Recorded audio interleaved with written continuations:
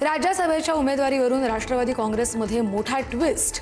माजी खासदार नवनीत राणा यांनी दुसऱ्यांदा उपमुख्यमंत्री सुनेत्रा पवार यांची घेतली भेट। भेटीमुळे नवनीत राणा यांना उमेदवारी मिळणार असल्याच्या चर्चा सुरू।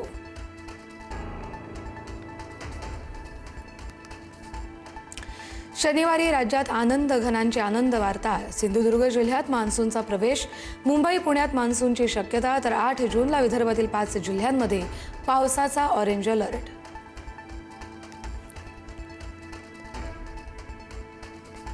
पुण्याला पुढील 4 दिवस पावसाचा येलो अलर्ट। पुढील 3 ते 4 दिवस शहर आणि परिसरात मेघगर्जनेसह पावसाची शक्यता।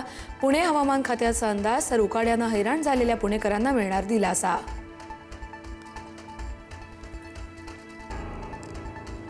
पुण्यामध्ये रेव पार्टीवर पोलिसांचा छापा। आळंदी मरकळ रस्त्यावरील बंगल्यात सुरू होती रेव पार्टी।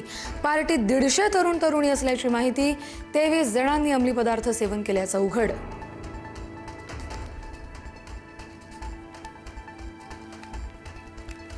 नसरापूर अत्याचार प्रकरणात फॉरेन्सिक एक्सपर्टची साक्ष पूर्ण। वैज्ञानिक आणि तांत्रिक पुरावे सादर करण्यासाठी न्यायवैद्यक प्रयोगशाळेच्या तज्ज्ञांची साक्ष नोंदवली। फॉरेन्सिक एक्सपर्टनं सबळ पुरावा न्यायालयासमोर केला सादर।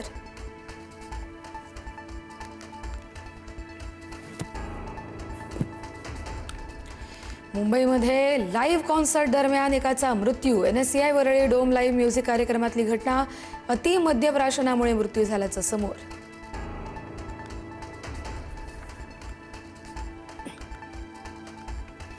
TCS धर्मांतर प्रकरणात MIM नगरसेवक मतीन पटेलचा जबाब समोर। आरोपी निदा खानबाबत विचारणा होताच इम्तियाज जलील साहब को पूछना पडेगा असं मतीन पटेलचं उत्तर।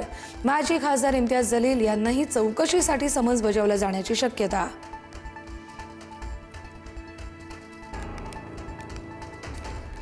घरगुती गॅस सिलेंडरच्या दरात पुन्हा वाढ। आजपासून LPGच्या दरात आणखी 29 रुपयांची दरवाढ।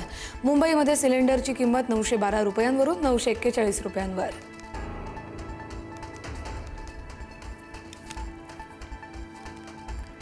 तुकाराम मुंढेंचा दणका। आता वडापाव व्यावसायिकांची खैर नाही। वडापाव विक्रेत्यांना वर्तमानपत्र वापरण्यास सक्त मनाई। अन्नपदार्थांसाठी वर्तमानपत्र वापरल्यास होणार कडक कारवाई।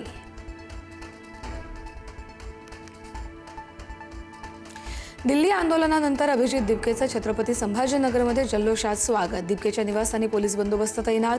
केंद्रीय शिक्षण मंत्री धर्मेंद्र प्रधान राजीनामा देईपर्यंत मागे हटणार नाही असा दिपकेचा इशारा।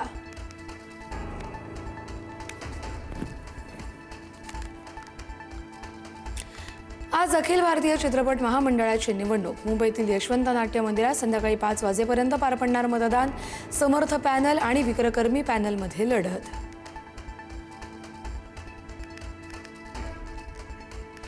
केंद्र सरकारचा वाहन चालकांना दिलासा। पेट्रोलपेक्षा 20 रुपये स्वस्त इंधन सरकारी पेट्रोल पंपावर उपलब्ध।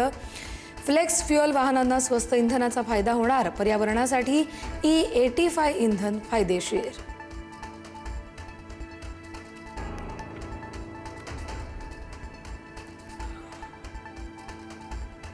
भारत अफगाणिस्तान कसोटीमध्ये भारताची वाटचाल मोठ्या धावसंख्येकडे। कर्णधार शुभमन गिल आणि KL राहुल यांनी झळकावली शतकं। ऋषभ पंत आणि साई सुदर्शनची आक्रमक अर्धशतकं। सलीम सफीनं घेतल्या 4 विकेट्स।